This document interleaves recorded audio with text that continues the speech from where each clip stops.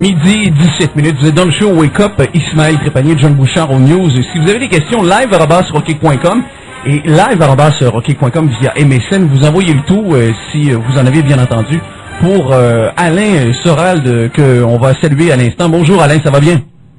Oui, ça va très bien. Bon, Alain, exactement, de quel endroit nous parles-tu? De Paris, là. Je suis à Paris en ce moment. Ok, dans un... Je vis entre Paris, le Pays Basque et l'Espagne. Je bouge. Alors, dans le fond, t'es dans ton petit loft, tranquille, en train de boire un café. Je sais pas, est-ce que t'es en train de boire, par exemple, un verre de vin? Non, aujourd'hui, il fait chaud à Paris, alors je suis en peignoir, nu, allongé sur mon canapé, tu vois. Alors, t'es chaud. Ah oui, tout à fait, t'es à l'aise, il faut que se la couler. À l'aise, voilà. Alors, juste pour nous remettre dans le bain, là, comment ça se fait que tu as fait une sortie en règle contre Maurice G. Dantec? Explique-nous pourquoi et comment ça t'a été amené. Alors, il y a plusieurs raisons. D'abord parce qu'il y a un site qui défend beaucoup Dantec qui s'appelle Sur le Ring, qui a fait pas mal de sorties contre moi. Ils avaient fait un texte qui s'appelait Alain Soral, le skinhead potoman, donc ils étaient un peu injurieux. Et puis là, l'autre jour, dans une interview, on m'a posé une question sur Dantec. Et j'ai dit, Dantec, c'est pas sérieux, parce que les gens nous comparent souvent. Hein, on a des lecteurs en commun, bizarrement, parce qu'il y a beaucoup de sujets sur lesquels on est d'accord. Hein, okay. Sur le gauchisme, sur les droits de l'homme, sur le féminisme, sur toute cette social-démocratie de gauche. Là, on est à peu près d'accord. Il y a un sujet sur lequel on n'est pas d'accord, c'est sur savoir de savoir si c'est l'Amérique qui va sauver l'Europe, quoi, je dirais. Moi, je pense que c'est le contraire. Dantec s'est rallié derrière la bannière étoilée, et moi, je pense que l'Amérique n'a pas du tout l'intention d'aider l'Europe à se sortir de la merde, quoi. Pourquoi? Donc, pourquoi l'Amérique n'aurait pas justement ce vouloir d'aider l'Europe à se sortir de la merde? Parce que je pense qu'on leur sert de bouclier face à la montée des Chinois, et je pense qu'ils redoutent la montée de l'Eurasie, c'est-à-dire d'une alliance France-Allemagne-Russie. Okay. Je pense que leur intérêt n'est pas que l'Europe soit puissante. Je pense qu'ils s'y sont toujours opposés et qu'ils continuent. Donc je pense que c'est pas une bonne stratégie de penser que l'Amérique pense à nous. Je pense que l'Amérique pense à elle. Alors moi je suis pas américain, je suis français et je suis un peu gaulliste, gaulien bon, dans les moments graves on peut se sentir solidaire de ces gens-là, mais dans les périodes intermédiaires comme les nôtres, je suis un peu comme De Gaulle à partir des années 50. Okay. Je me méfie un peu du parapluie américain. Okay. Hein, je me méfie du plan Marshall, je me méfie de l'OTAN et je vois que récemment c'était un des points d'opposition avec Dantec. Je pense que les Américains, partout où ils sont passés récemment, ont mis les musulmans en place. Ils l'ont fait en Bosnie contre les Serbes, ils l'ont fait avec les talibans en Afghanistan contre des laïcs, ils ont mis les chiites au pouvoir en Irak, et je pense qu'en fait, ils tapent sur les Arabes, mais en même temps, ils les mettent en place pour avoir une raison de venir leur botter le cul, et en réalité d'encercler la Russie, de bloquer la progression de la Chine, et de s'opposer finalement à la progression eurasiatique dont nous faisons partie. Voilà, c'est mon analyse géopolitique, et je disais à Dantec que soit il fait la même analyse, soit s'il fait pas celle-là, c'est qu'il faut qu'il relise un peu les grands géopoliticiens, quoi, voilà. Ok, mais tu crois pas que ça soit... Mais Alain, est-ce que tu crois pas que ça sort tout droit d'un film, là, ce que tu viens de me dire, que c'est les Américains qui prennent justement des personnages qui sont probablement d'origine arabe, et que c'est eux qui les placent là? Tu crois pas que c'est un peu... Bien sûr, c'est la vérité. C'est la vérité. Ils sont allés détruire la Yougoslavie, les Allemands, eux, s'étaient mis avec les Croates et les Slovènes, qui étaient des catholiques, et c'est les Américains, on se rappelle bien d'ailleurs du rôle de Bernard-Henri Lévy, pour pousser les Bosniaques et les Albanais, qui étaient des musulmans, et on sait très bien les amitiés, on sait très bien les alliances contre nature qui ont été passées. En ce moment, les Américains ont viré un laïc bassiste qui s'appelait Saddam Hussein d'Irak pour mettre les chiites au pouvoir. C'est pas de la science-fiction, c'est la réalité. Et en Afghanistan, il y avait un régime laïque, on sait très bien que ce sont les Américains qui ont financé les talibans, et on sait très bien que Ben Laden était un agent américain. Donc, je veux dire, les Américains, en même temps, désignent les musulmans et les Arabes contre des ennemis, mais font tout pour les mettre en place, parce que je pense que c'est leur adversaire. C'est ce qu'on appelle c'est un combat truqué. Oui. C'est-à-dire qu'ils se choisissent un adversaire à leur mesure pour avoir des raisons d'intervenir dans ces régions-là. Voilà. Donc je suis persuadé qu'ils jouent un double jeu.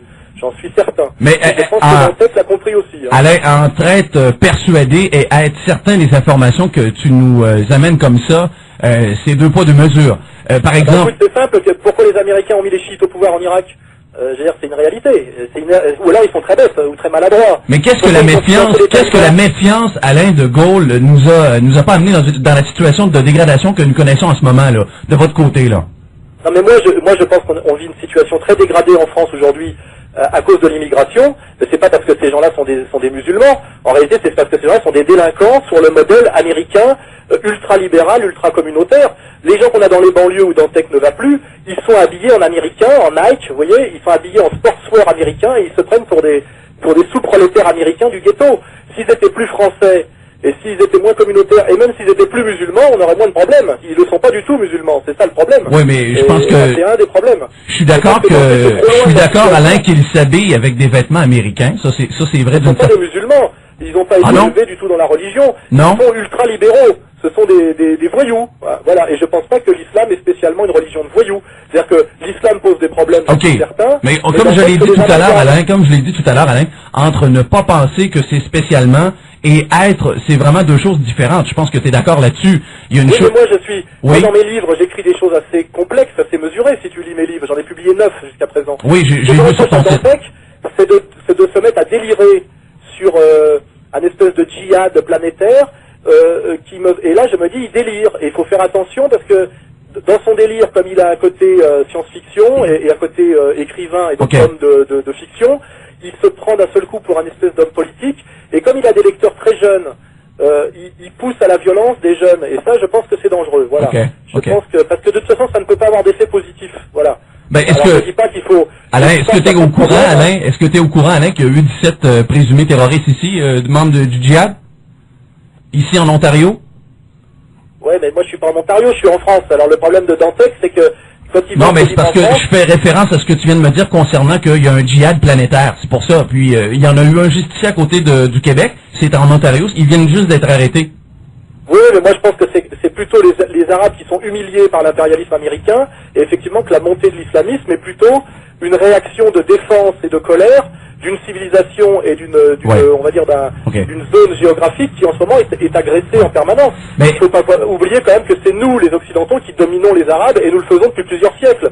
Nous-mêmes avons envahi tout le Maghreb, avons botté le cul des Algériens, des Marocains, des Tunisiens, et aujourd'hui si on a plein de Maghrébins en France, et de plein de musulmans en France, c'est que c'est nous qui les avons fait venir. Ils nous ont pas envahis avec des armes, mais avec des balais. On les a fait venir pour balayer nos rues. Ok, alors t'es d'accord, Alain, que, justement, t'es d'accord de la manière dont ils agissent pour se faire entendre?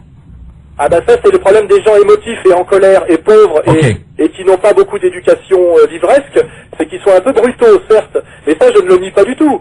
Dans mes livres je le dis beaucoup ça aussi, c'est pour ça que des gens pensent que Dantec et moi on est proches. Mais il y a aussi une autre question sur laquelle je ne suis pas d'accord avec Dantec, c'est le sionisme. C'est le sionisme. Je ne vois pas comment Dantec, qui se réclame de Léon Blois, des pères de l'Église, et qui cite en permanence Joseph de Maistre, Bonald et Céline, peut se retrouver à un moment donné proche des sionistes. Là, je me dis, c'est une alliance de circonstances, et je la trouve à la limite de la malhonnêteté.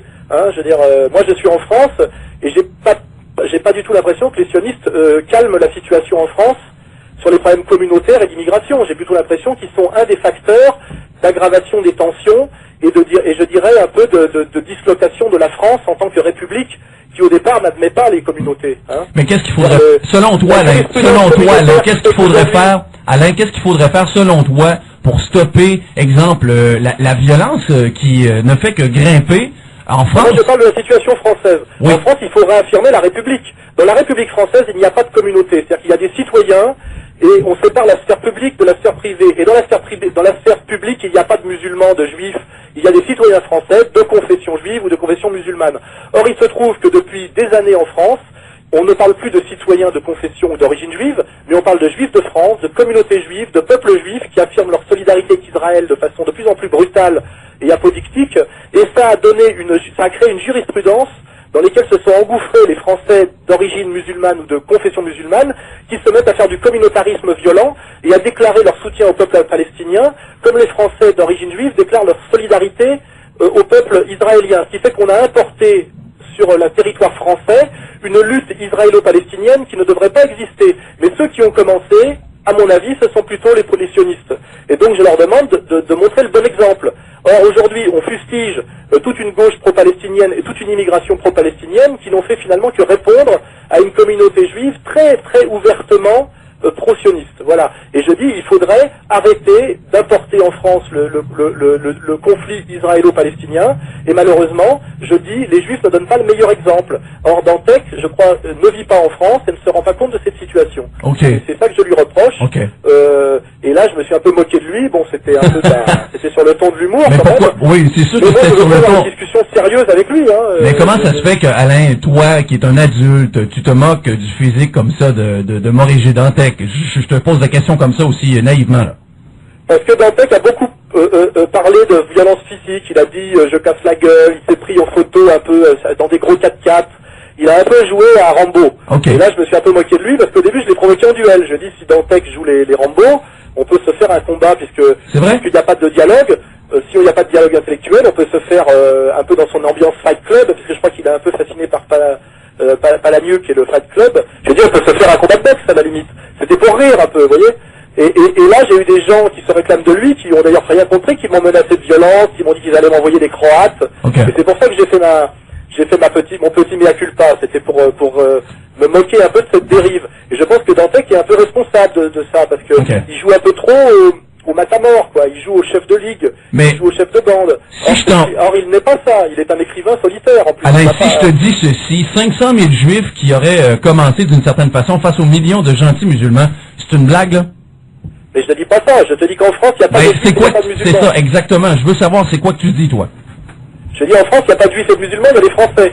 Et à un moment donné, on est dans une république française. Ce que je comprends pas, c'est que d'un seul coup, des Français de confession d'origine juive se présentent plutôt comme juifs et comme juifs sionistes plutôt que comme français. Et du coup, par réaction, des Français d'origine maghrébine, eux, par opposition, disent qu'ils sont pro-palestiniens. Et je reproche à ces gens-là, des deux communautés, parce que moi j'ai critiqué les deux communautés, d'oublier qu'ils sont français sur le sol de France et de se présenter les uns comme sionistes, les autres comme palestiniens, et d'importer en France un conflit qui quelque part, n'a pas beaucoup de lien avec la France. Et ça pourrit la situation française. Voilà. Donc je dis aux uns et aux autres, faites des efforts. Okay. Mais je dis, on ne peut pas dire aux Maghrébins de faire des efforts si on ne dit pas aussi aux Français d'origine ou de confession juive de faire des efforts. Or, en ce moment, il y a un climat bizarre où on montre beaucoup du doigt les musulmans et pas beaucoup du doigt les juifs. Et on fait surtout l'amalgame entre la délinquance maghrébine, qui est liée aux gauchistes, qui est liée à mai 68, et à une certaine réislamisation des banlieues, qui est d'ailleurs toute relative. Okay. Parce qu'en réalité, on a vu pendant les émeutes du mois de novembre que ce n'était pas du tout des émeutes musulmanes, les imams n'ont pas réussi à calmer, ce sont des gamins qui se prennent pour des noirs américains du ghetto, et qui nous refont plutôt les émeutes de San Francisco, là, les émeutes de Los Angeles. Tout à fait, mais pour me dire ça, là, dans le fond, Alain, là, est-ce que tu as lu le Coran? Est-ce que tu as lu le Coran? Est-ce que tu sais oui, j'ai lu le Coran, traduit évidemment par Étienne et par Rodinson, donc j'ai lu deux versions, et je connais la question du djihad, la question de la dimitude, la question de l'impérialisme musulman, je connais ça très bien, et je dis pas que je ne me méfie pas d'un certain impérialisme musulman, mais je pense qu'aujourd'hui en France, ce n'est pas le plus grand danger. Ah non, et je pense que le monde occidental n'est pas en train d'être colonisé par les musulmans, je pense que c'est pas vrai. Je pense qu'on a fait venir des immigrés, et qu'aujourd'hui ces immigrés, pour des raisons de souffrance sociale, se réislamisent. Et effectivement, ça crée des forces musulmanes qui font un peu de prosélytisme. Mais je pense que je pense que Dantec surévalue ce danger, et je me demande même si quelque part il n'est pas en train de faire de la science-fiction, c'est-à-dire si quelque part ça ne l'amuse pas. Je veux dire, je me suis même pas sûr qu'il soit très sérieux. Mais je peux vous dire qu'en France, le danger, c'est pas la prise du contrôle de la République française. Mais je comprends ton point de vue, Alain, je comprends ton point de vue quand tu dis que Dantec fait de la science-fiction, mais toi, tu n'en fais pas de la science-fiction quand tu parles que tu as baisé 700 femmes? Ah non, moi je fais pas de la science-fiction, je fais de la sociologie. C'est-à-dire que ça s'appelle le panel représentatif. C'est des sondés, tu vois. Non, mais ça c'est... Non, mais moi je fais de la socio amusante, mais je fais pas de la science-fiction. Je fais être réaliste. Et je dis qu'aujourd'hui en France, le pouvoir islamique n'est pas très fort. Voilà. Et parce que je l'ai vérifié quand même. J'ai étudié la question, j'ai rencontré les uns et les autres, et je pense que le pouvoir sioniste est beaucoup plus puissant en France que le pouvoir islamiste. Alors évidemment, après il y a le problème du nombre, mais je pense que ce n'est pas en insultant les musulmans de France et en les défiant physiquement qu'on en fera des citoyens français. Hein. Ouais. Je pense que c'est plutôt en essayant de les faire sortir de l'exclusion sociale du chômage. Voilà. Mais il reste pareil, Alain, que les Français se sentent mais carrément dénaturés. Ils ont l'impression qu'ils ne sont plus chez eux. Et toi, tu vas carrément à l'inverse de ce que eux ont comme impression. Et je crois que tu es au courant quand même qu'il y en a énormément qui nous écoutent en ce moment et qui me disent, ben, Caroline, c'est vrai, on a l'impression de ne plus être chez nous comme ce l'était. Est-ce que cette impression... Oui, c'est pour plusieurs raisons qui s'additionnent.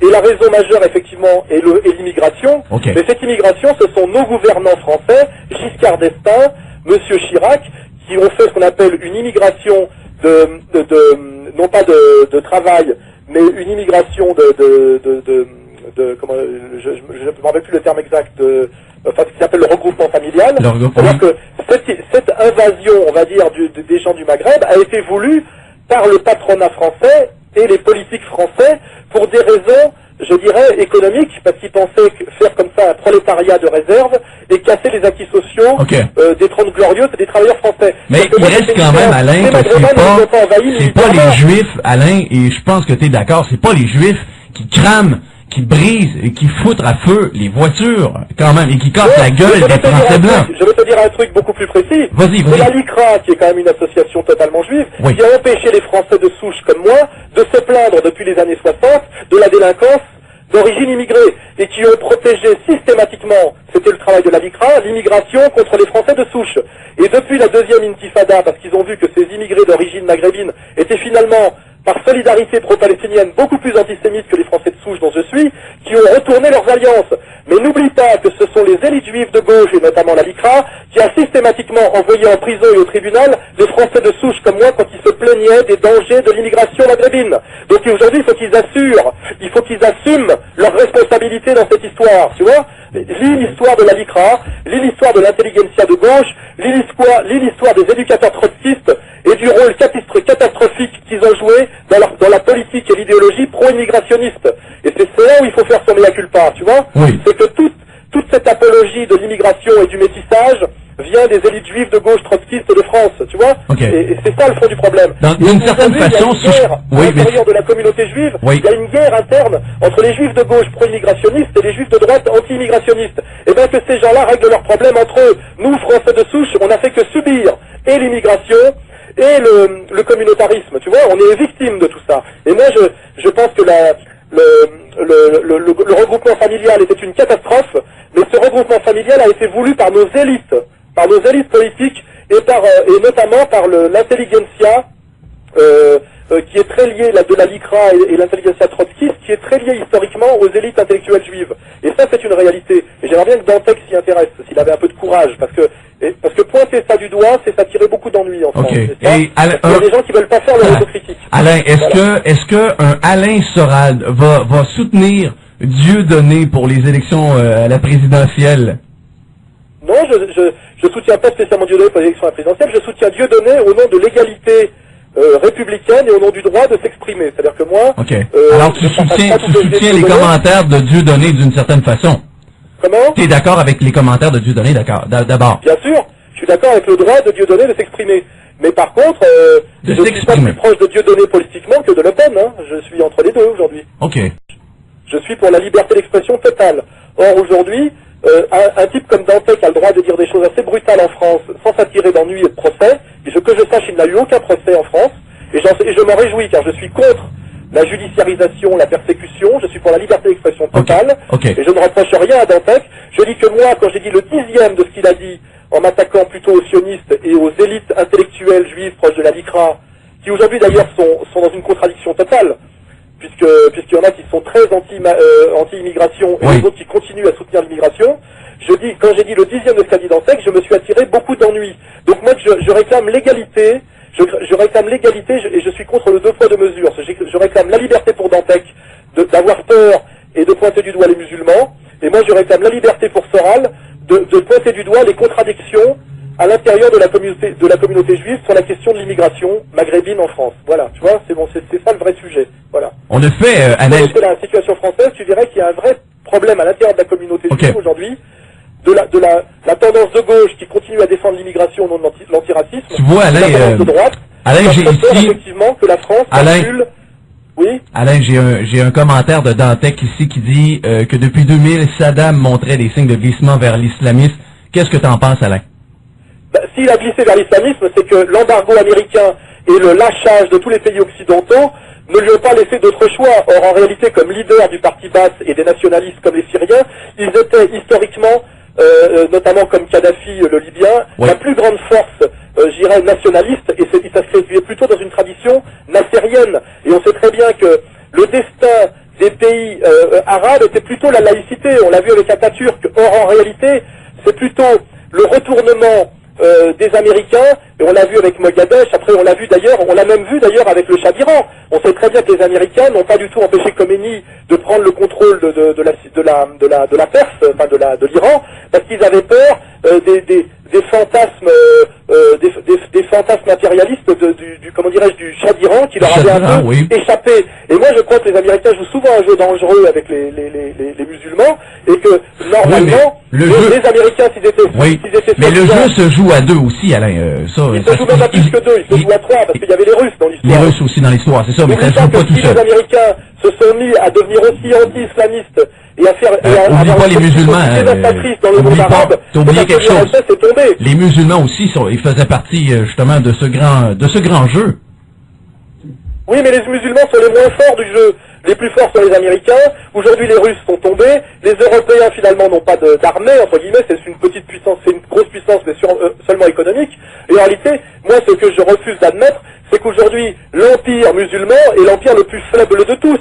Il a surtout une puissance orale, une puissance incantatoire, et une force, la force des faibles, qui est le terrorisme, mais qui est la force des faibles. En réalité, ils se sont fait battre militairement, systématiquement, partout. Et ils n'ont aucune capacité de nous envahir.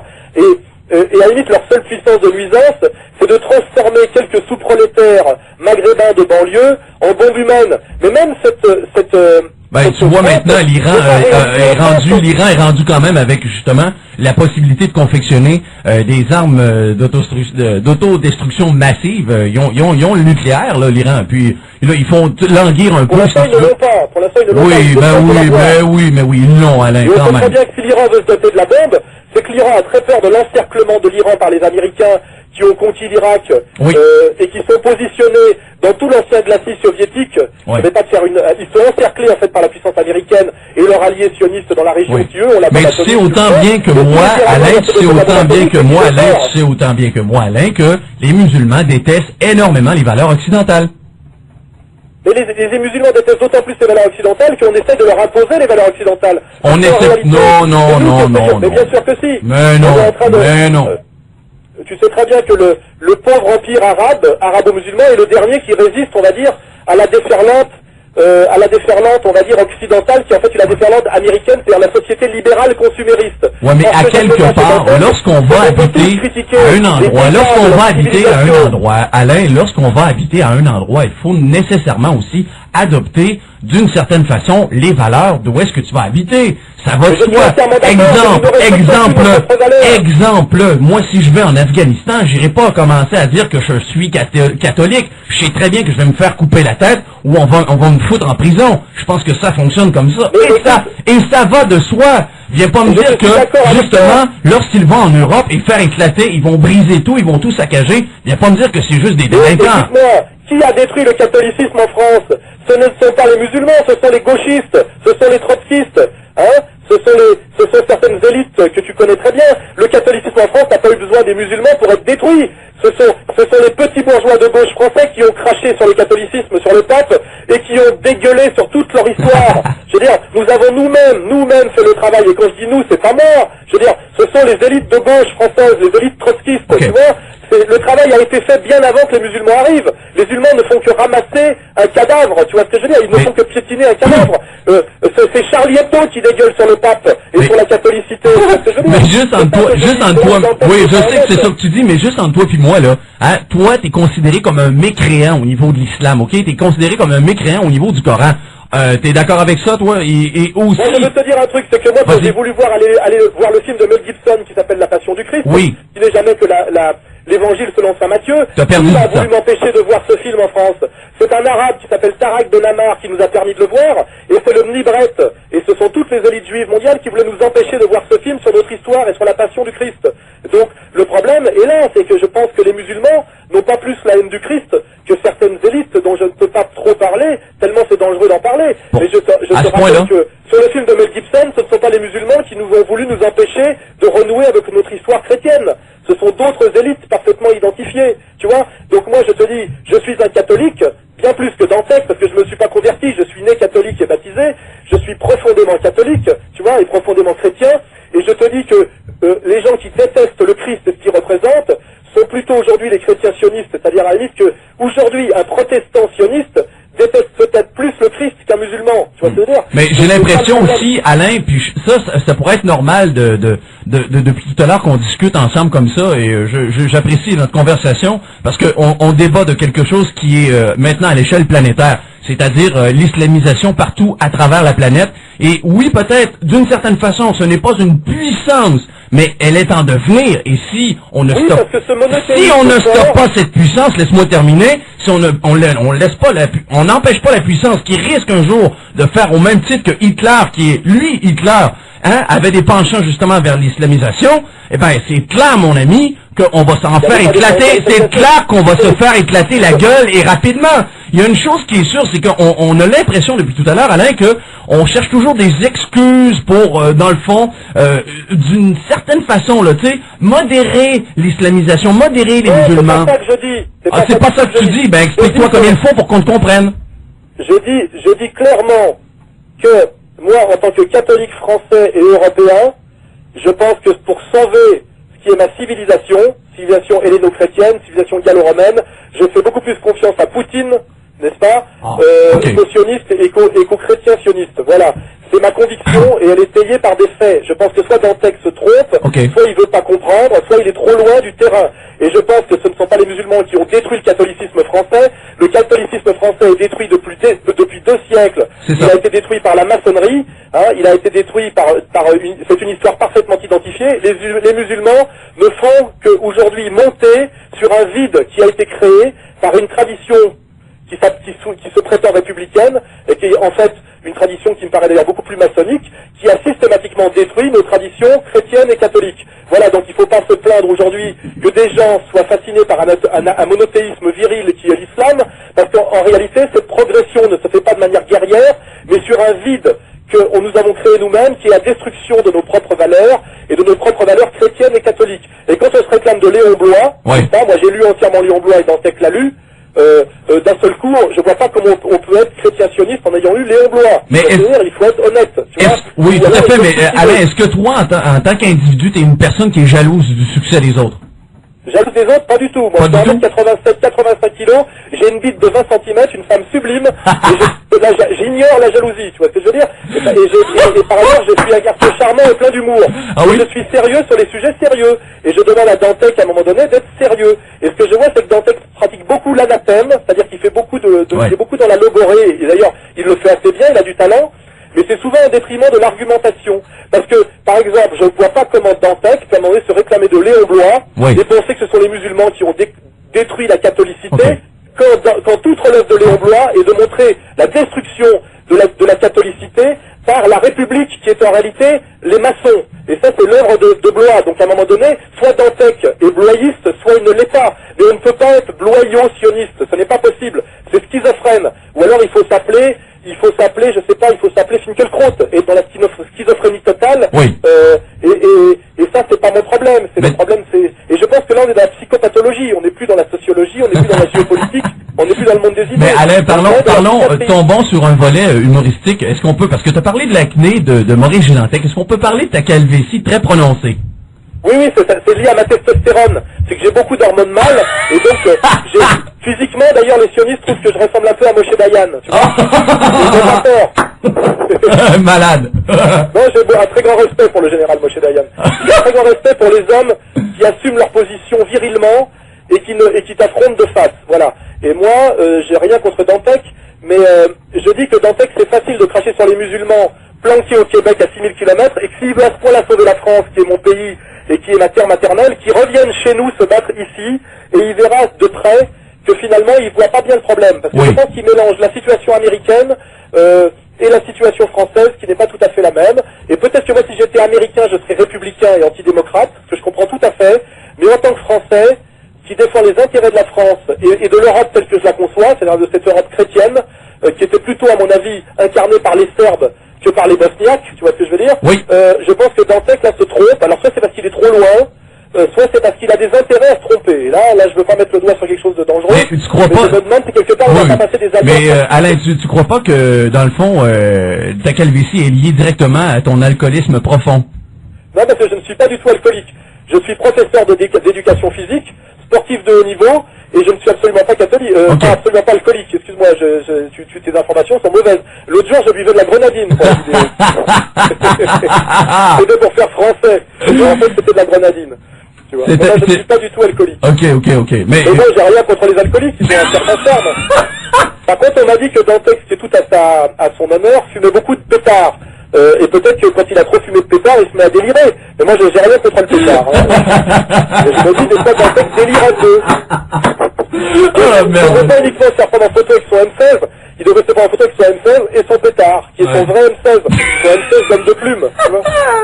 Mais ça vient de moi, ça, Alain. C'est moi qui avais tilté un peu, là, qui avait dit que justement, je serais prêt à partir avec mon M16 n'importe quand. C'est de ma faute, ça. Mais... Oui, mais à la limite, c'est rigolo, moi, j'ai rien contre. Mais comme les gens ne comprenaient pas pourquoi je m'étais moqué de Dantec, j'ai restitué les choses dans le contexte. Je me suis dit, quand un mec peut aller aussi loin dans la déconnade, il doit admettre qu'un autre puisse déconner sur lui. Tu vois ce que je veux dire? Et moi, ce que j'admets pas, c'est que les Dantekiens, qui croient parler en son nom, ce qui est d'ailleurs une erreur, se permettent de délirer sur des histoires de milices, de cassage de gueule, parce que moi, ils m'ont menacé de m'envoyer des mercenaires croates, que des conneries, quoi. Je veux dire, alors à un moment donné, j'aurais dit, venez. Mais à la limite, je préfère que Dantec vienne lui-même. Ça serait plus drôle. Ok. Mais, parce que t'es boxeur, Alain, c'est ça, hein? T'es un boxeur? Comment? T'es un boxeur, c'est ça? Oui, je suis instructeur fédéral de boxe anglaise. C'est vrai? Je suis gant d'argent de boxe française et je suis un ancien boxeur qui est professeur de boxe, oui. La boxe anglaise, il me semble, je sais pas pourquoi, j'ai toujours eu l'impression que c'était très homosexuel comme boxe. De quoi? Quelle boxe? La boxe anglaise, c'est bien ça? Oui, si tu veux, oui. Est-ce que c'est toujours la même technique, exactement, que depuis qu'elle a été inventée, ou ça a changé un peu? Ah non, ça évolue, maintenant on est dans le pied-point. Moi, c'est plutôt le cas, hein, tu vois, tout ce qui est free fight et tout ça, maintenant on est là-dedans, maintenant on est dans la boxe libre. Bon, hein, ça a changé. On peut dire que c'est ACPD, si tu veux, oui, c'est pas un problème. On dit la même chose des rugbyman, on dit la même chose des judokas. Ce qu'il faut, c'est pouvoir le dire en face. Dis-moi, il y a aussi une autre question qui m'arrive toujours via le live@rockkick.com. Le catholicisme, pur et dur, là, qui soit disparu dans le fond, n'empêche pas une population d'avoir une morale et un respect envers les autres hommes, ce que l'islam ne fait pas du tout. Et ça, tu peux pas vraiment me dire le contraire. Je crois que tu as déjà peut-être entendu. Je pense que tu as déjà entendu parler de Anne-Marie Delcambre qui vient sur nos ondes et qui parle de l'islam. C'est un docteur en islamisation et elle est assez dure à battre sur certains points lorsqu'elle parle des sourates à l'intérieur de l'islam. Oui, mais moi je te dis pas que l'islam est une religion d'amour et que c'est comme le christianisme. Je te dis qu'aujourd'hui l'islam progresse dans l'esprit de certaines personnes.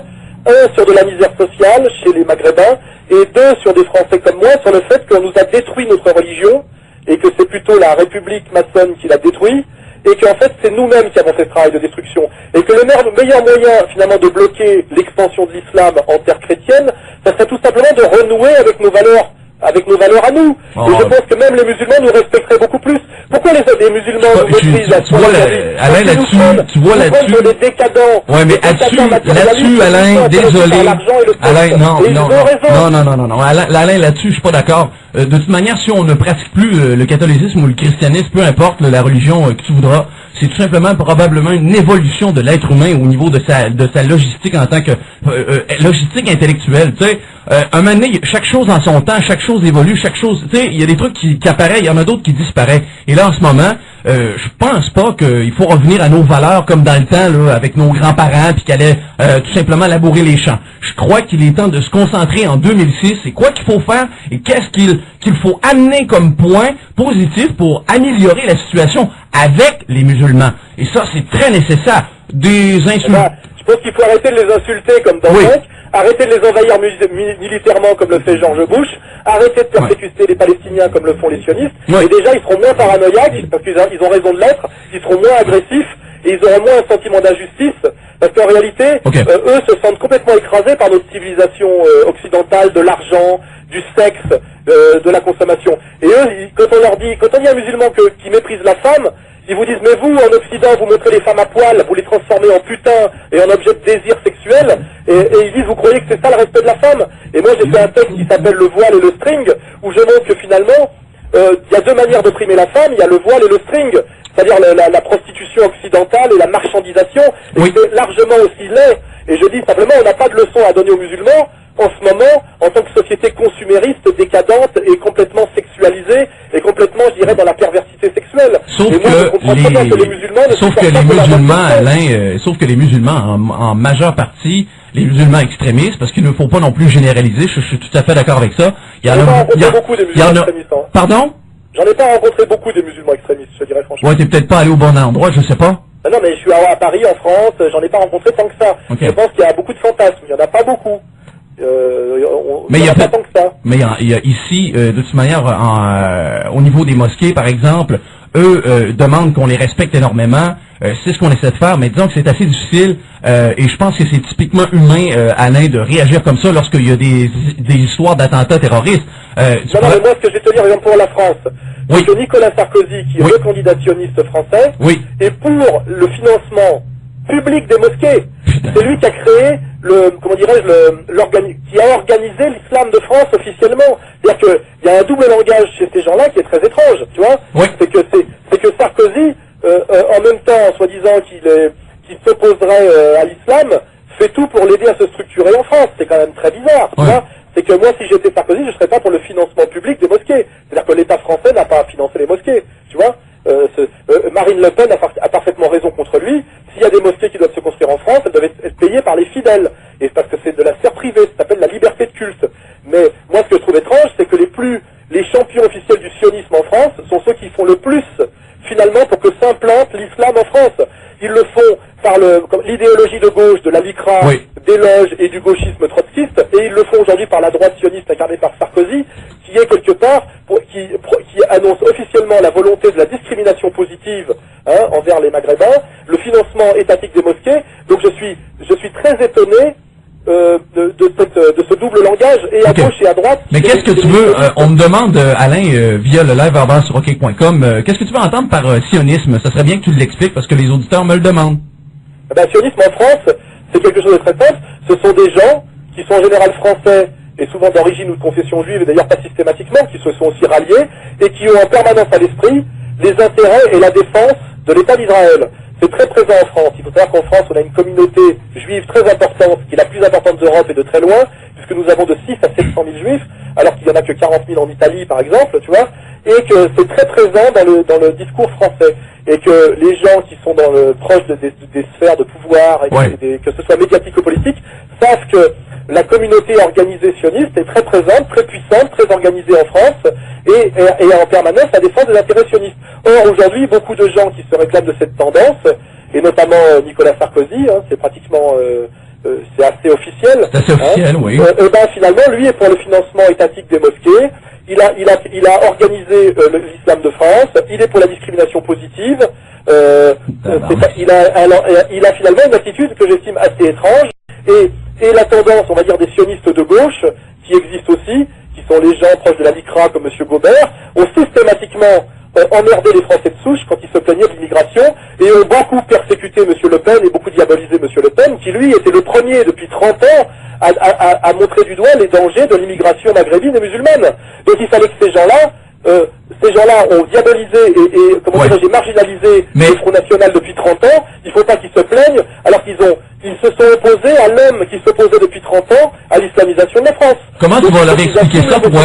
Alain, comment tu vas leur expliquer ça, toi, que dans le fond, ton commerce, d'une certaine façon, ce que t'es à quelque part, Alain, c'est la sexualisation, ton fonds de commerce, et puis c'est sur ce type de sujet qu'il est majoritairement invité sur les plateaux de télé. Alors, comment tu vas faire pour expliquer aux musulmans que, moi, Alain Soral, j'ai fait ceci, cela avec tant de femmes? Comment tu vas expliquer à ces gens-là? Et moi, j'essaie pas de plaire aux musulmans. Non. Je fais pas de complexe. Non, je sais que tu n'essaies pas de plaire aux musulmans. Mais eux, ils sont pas d'accord avec ton mode de fonctionnement en partant. Mais moi, j'en ai rien. Je me fous que les musulmans soient d'accord avec mon mode de fonctionnement. Ouais, mais eux autres, ils vont venir te le dire un moment donné, avec un AK-47. Qu'est-ce que tu vas faire à ce moment-là? Ah mais moi je pense pas que demain les musulmans en France, à Paris ou à Bayonne, là où je suis, vont venir chez moi avec un AK-45. Je n'y crois pas du tout. Je pense que les musulmans me respectent dans la mesure où je ne leur manque pas de respect et que je ne leur lèche pas le cul. C'est-à-dire que moi je dis je suis français catholique, je suis gaulois, j'exige de tout le monde, c'est-à-dire des juifs comme des musulmans qui respectent les valeurs de la France, qui sont des valeurs helléno-chrétiennes et gallo-romaines, et les gens me respectent pour ça. Et d'ailleurs, et les musulmans, et les juifs, parce que je suis assez respecté par les juifs, et les gens qui me manquent de respect sont souvent des agents doubles, des gens un peu troubles, et ce sont souvent d'ailleurs des gauchistes, qui sont d'ailleurs les mêmes qui détestent Dantec. Ce sont les petits trotskistes, les petits foireux du Parti Socialiste, les gens ne touchent pas à mon pote, les gens de ni pute ni soumise, c'est-à-dire tout ce réseau maçonneux-trotskiste. Ce sont ces gens-là qui me détestent. Et ce qui est bizarre d'ailleurs, c'est qu'ils détestent autant Dantec que moi. Donc finalement, la position n'est pas frontale, on est plutôt dans une situation triangulaire, tu vois. Exactement d'ailleurs comme aujourd'hui le monde est triangulaire. On voit des Américains, des Européens, des musulmans, et il n'y a pas de front, il y en a plutôt trois. Où est-ce que, dans le fond, moi je te pose la question qui est la suivante, là. Où étaient les connards de franchouille pendant que les Canadiens français se faisaient tuer à Juno Beach? Dis-moi. Où ça? À Juno Beach. Ah, au débarquement de Normandie? Voilà. Où étaient les connards de Français? Oui. Eh ben, ils faisaient comme tout le monde, ils attendaient que ça se passe. Mais je te fais quand même remarquer que le débarquement de Normandie, ce qui est très bien d'ailleurs, c'est 9000 morts, ce qui est quand même très peu. Les Français ont perdu pendant la guerre 450 000 personnes, 50 000 Normands ont été tués par les bombardements anglo-américains, et ceux qui ont fait le vrai travail, ce sont les Russes. C'est-à-dire que les Américains, avec les Canadiens, ont débarqué en Normandie, une fois que les Russes avaient sacrifié 20 millions d'hommes de leur peuple slave pour botter le cul à Adolf Hitler. C'est pour ça que moi, j'ai un très grand respect pour le peuple russe, tu vois, et pour les Slaves, et je pense que si l'Europe doit être sauvée demain, l'Europe chrétienne, elle le sera par les Slaves orthodoxes incarnés par Poutine, et sûrement pas par les chrétiens sionistes incarnés par George Bush, tu vois ce que je veux dire? Et c'est là où je demande à Dantec de réfléchir. Moi, je suis pour qu'on sauve le monde chrétien, mais pour ça, je pense qu'il vaut mieux se tourner vers Moscou et Berlin. Voilà. C'est ça mon analyse. Tu vois, et surtout pas vers New York et Tel Aviv. Ah, ben pourquoi pas, tiens. Ah ben c'est une question que je pose, hein. Non, mais dis-moi, la sourate 5, verset 51 précise, ne prenez pas pour amis les juifs et les chrétiens. Non, mais moi tu peux lire, je peux te lire aussi toutes les contradictions qu'il y a dans la Bible. Non, je joue pas cette partie-là. Les religions sont ambivalentes. Joue franc jeu. Hey, Alain, entre toi puis moi, le joue franc jeu, là, s'il te plaît, ok? Sois honnête, t'es pas honnête en faisant ça.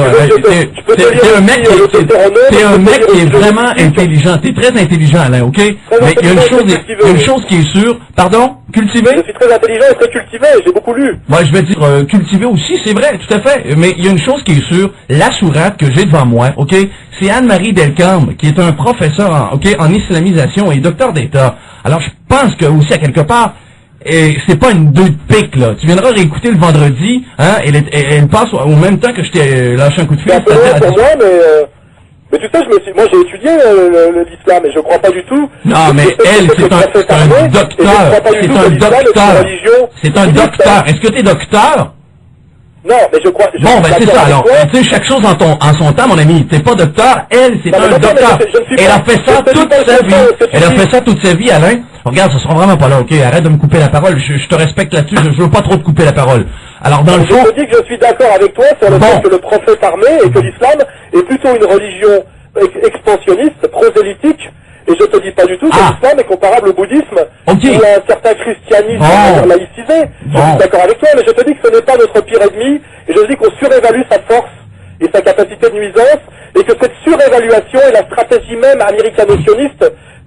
C'est une stratégie, voilà. Je te dis qu'on exagère le danger islamique, et que cette exagération est une stratégie de communication qui est mise en place en Europe par les américano-sionistes, pour nous faire participer à leur conflit de civilisation et à leur djihad à eux. Voilà, et je dis que je n'y crois pas. Je ne te dis pas que l'islam n'est pas dangereux, je te dis que l'islam n'a pas les moyens en ce moment de ses prétentions. Voilà, si tu veux être très précis. Voilà. Oui, c'est ce que je veux, Alain.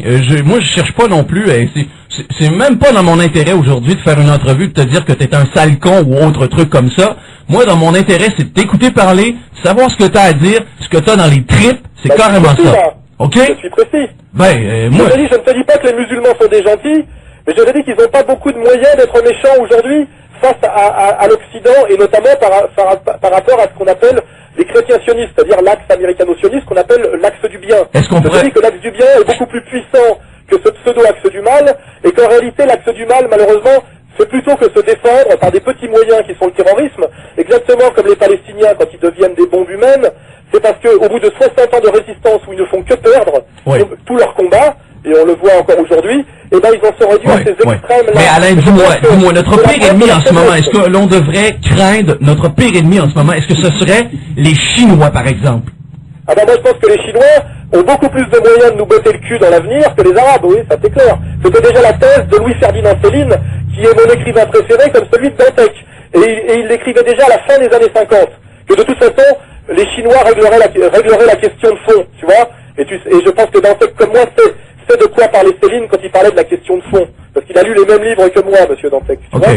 Il a lu tous les livres interdits, et je l'en félicite. Les Russes, est-ce qu'ils avaient signé le pacte germano-soviétique? Hitler, alias Staline? Oui, il l'avait signé, bien sûr.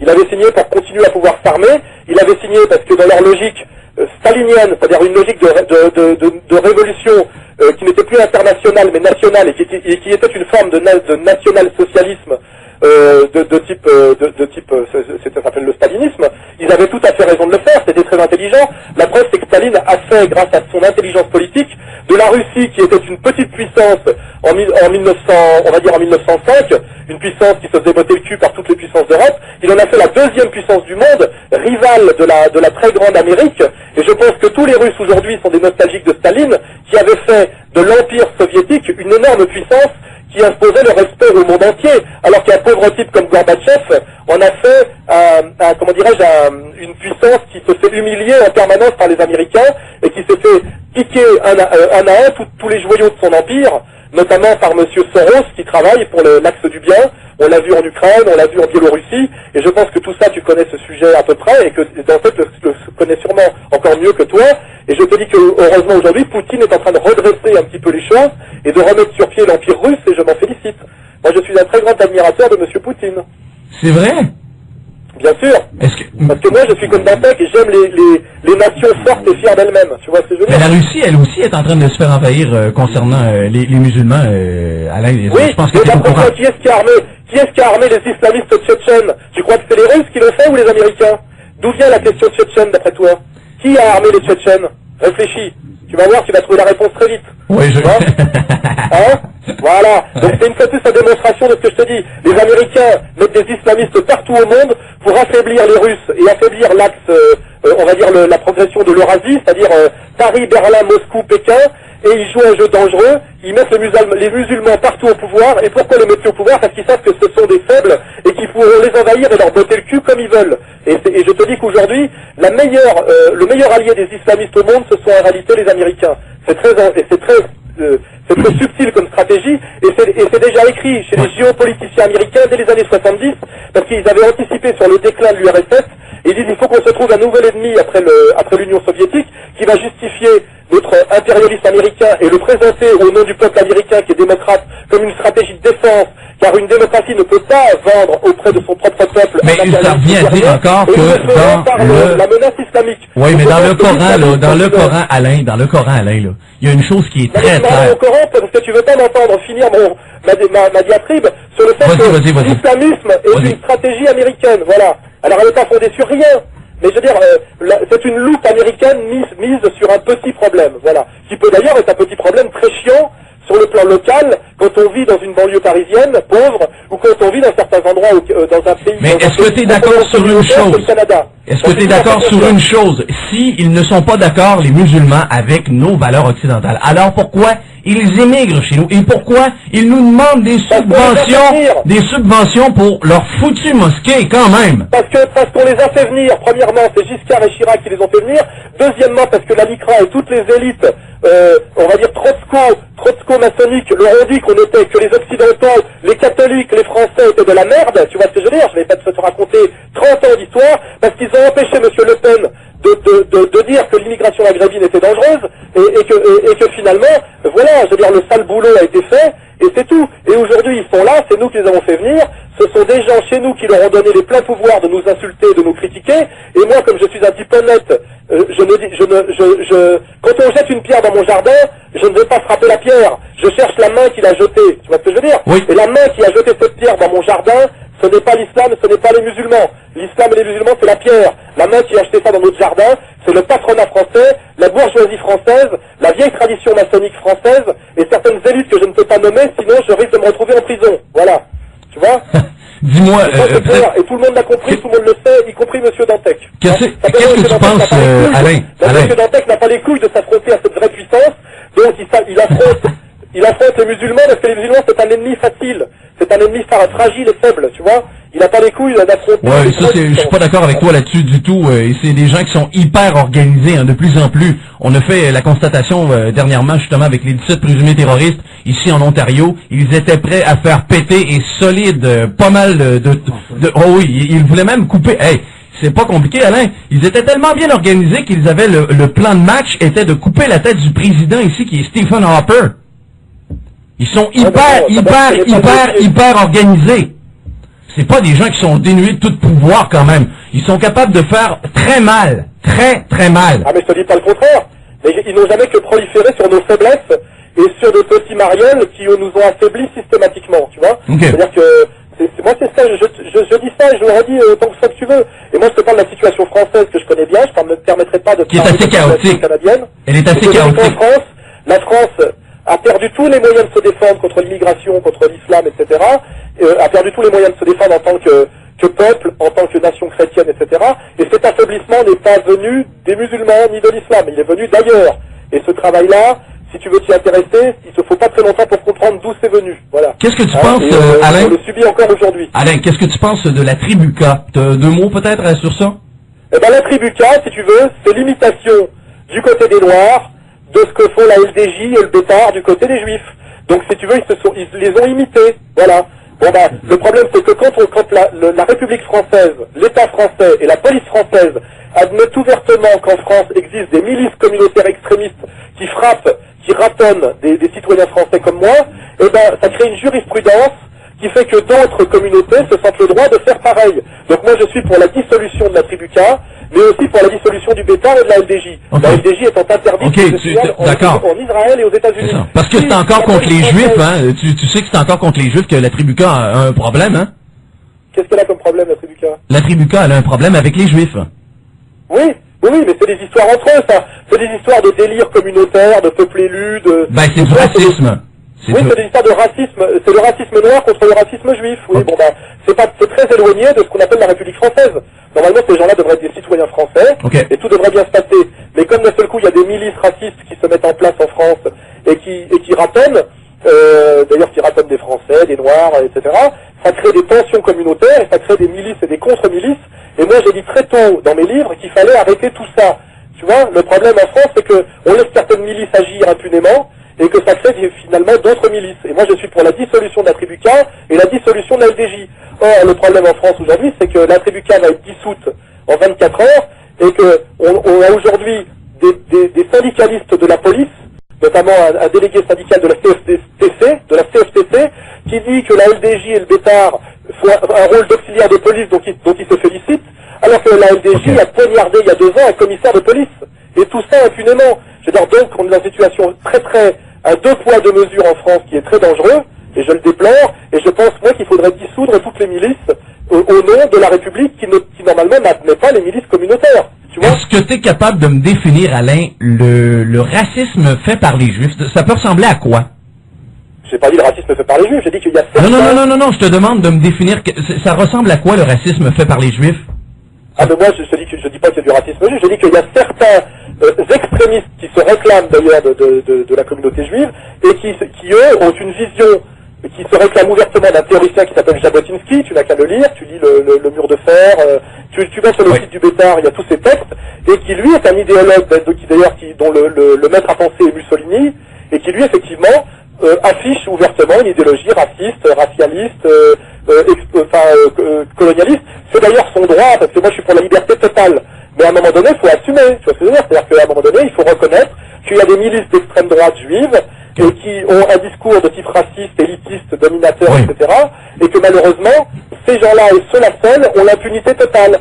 C'est-à-dire que M. Le Pen ne pourrait pas dire le 10e de ce que disent ces gens-là, et du coup ça crée des débiles comme les gens de la tribu K. Oui, mais c'est parce que c'est strictement le même. Alain, tantôt, c'est toi qui as dit que les Juifs étaient racistes aussi à leur façon. Tu peux m'expliquer qu'est-ce que... Non, j'ai pas dit les Juifs, parce que les Juifs c'est très complexe. Okay. Les Juifs, pour moi, c'est déjà de l'antisémitisme. C'est comme de dire les Arabes, les Français. Il y a une très grande diversité chez les Juifs. Il y en a de gauche, de droite, des laïcs, des religieux. Okay. Chez les religieux, il y a des sionistes religieux. Mais il y a des religieux antisionistes et des religieux sionistes. Okay. C'est très, tu vois, mais les Juifs, là, j'aimerais ça le savoir, Alain, là, quel genre de racisme les Juifs peuvent faire à l'endroit, je sais pas moi, des musulmans, des blancs occidentaux. Ça peut ressembler à quoi le racisme juif?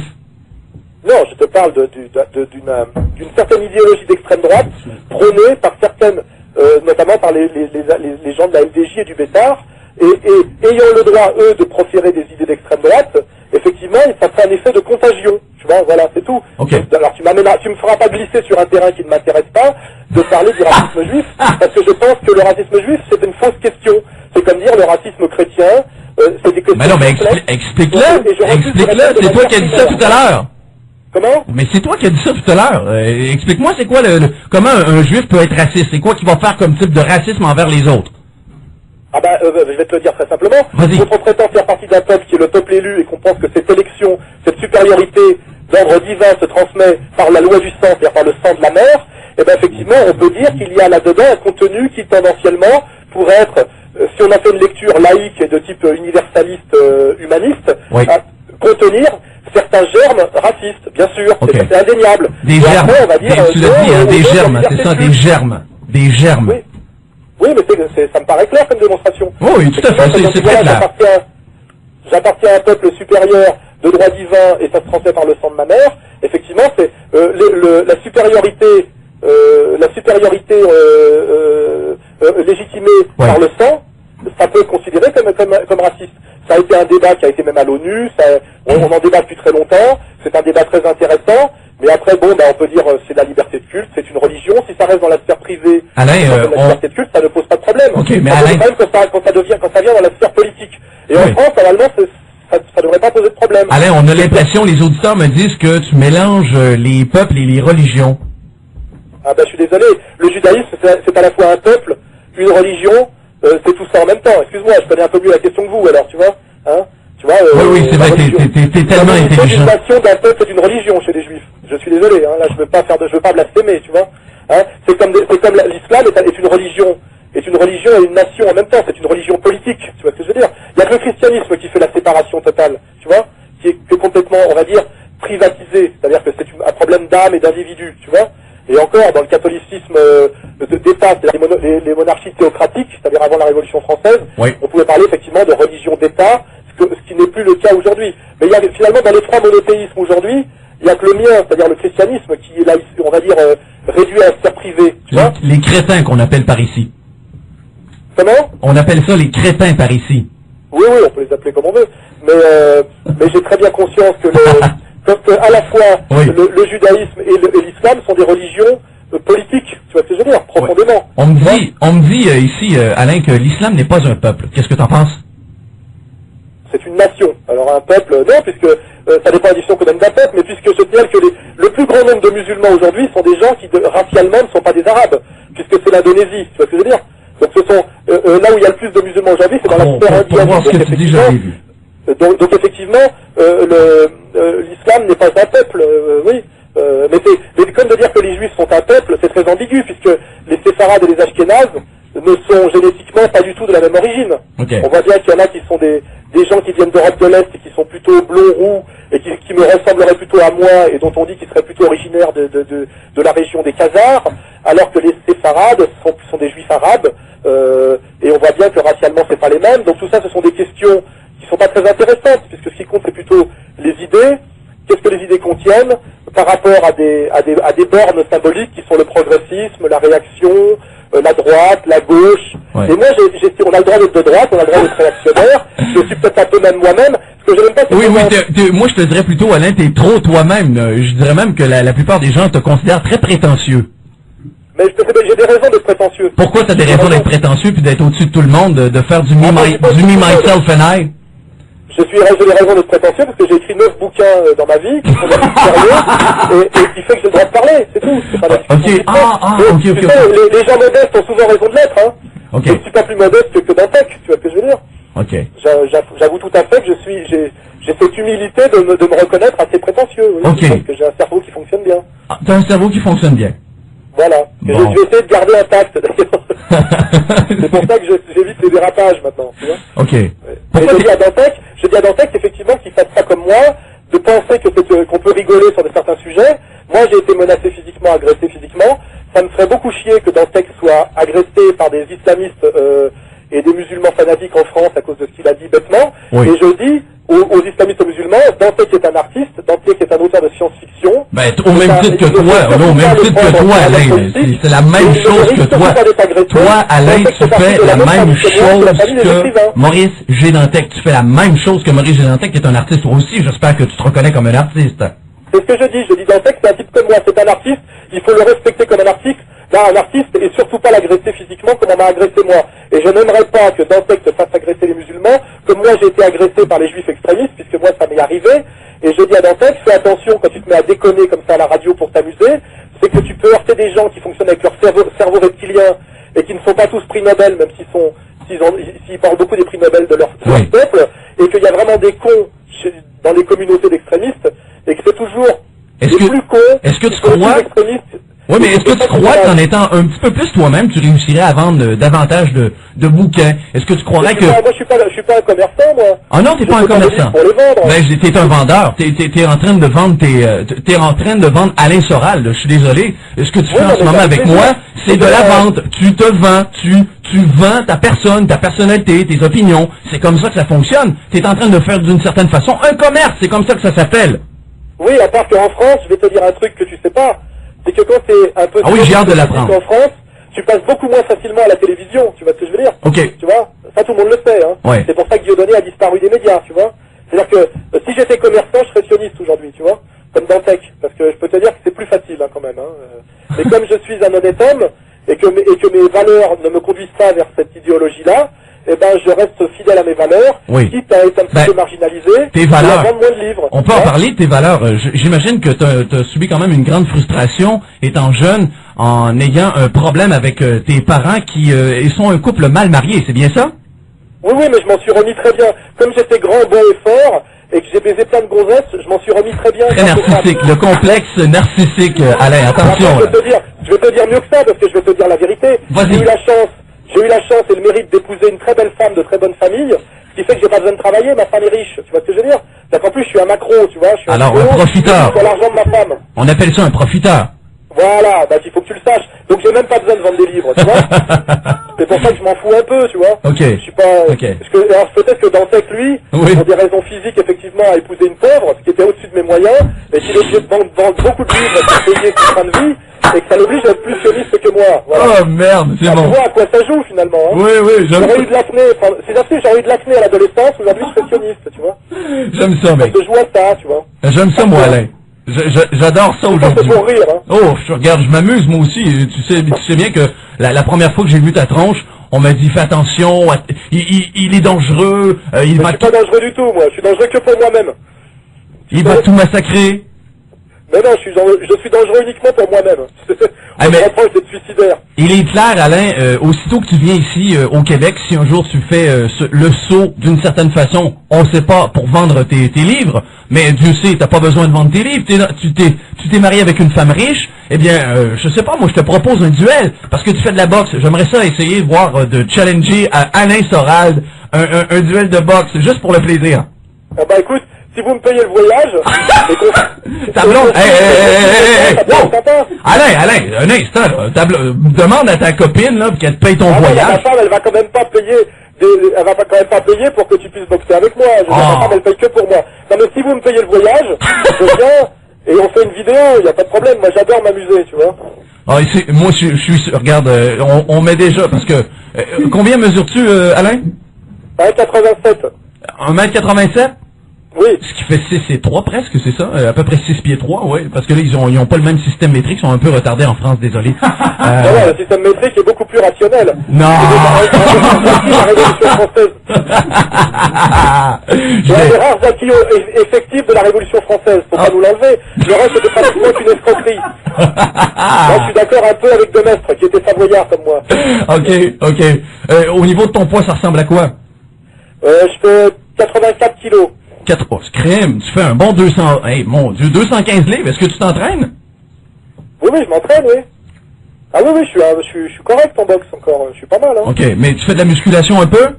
Non, je fais pas du tout de musculation. Pas Je du fais tout. que de la boxe. Alors, probablement... Pied-point. Ok. Alors, probablement que tu es à peu près de la taille d'une feuille de papier et le roi de côté. Peut-être, je sais pas. Il y a des chances. Alain, Au départ, j'avais défié Dantec, hein. Ah ben moi, Alors là, je vais prendre le relais. Dantec va se faire représenter. Je vais prendre le relais je vais prendre le relais pour lui. Ouais, j'ai l'impression qu'il a pas envie d'y aller, Dantec. Hein. Ah, il y a peut-être des chances aussi. Ou non, moi, regarde, j'ai peut-être le commentaire ici de Dantec qui dit... Moi, je ferai avec plaisir un combat avec Dantec, et je te dis de toi à moi, tu lui diras, je serai gentil, je lui ferai pas mal. Mais c'est juste pour le voir sur un ring avec des gants. Ça me ferait marrer, tu vois. Je promets de pas lui faire mal. Mais dans le fond, il y a une chose qui est sûre, c'est il y aura probablement pas de combat. Je serais vraiment surpris, Alain, que ça se passe ainsi. Mais en tout cas, il y a une chose qui est sûre, c'est que t'es le bienvenu pour en venir discuter sur les ondes du www.hockey.com. Il y a une chose qui est... Avec plaisir. Moi, je vais te dire un truc, je vais partout où on m'invite. Tu vas partout. Il n'y a aucun problème. Parfait comme ça. La prochaine fois, je vais t'en sacrer une tabarnak. Aïe. Fils de Christ tabernacle. Et voilà, mon ami. Salut. Salut, je t'embrasse. Bonne journée, moi aussi, je t'embrasse. Salut à Dantec, tu lui diras que je l'aime bien quand même. Parce que je sais que c'est dur d'écrire des livres. C'est du boulot. Il doit en chier comme moi. Oui, tout à fait. T'en as fait seulement que 9 et je peux te dire une chose. Il paraît que ton papier est très fin et on peut se torcher avec. Oui, mais tu sais pourquoi j'écris moins que lui? Vas-y. Parce que la nuit, je danse beaucoup plus. Sale con. Salut. Salut. Hey, ciao.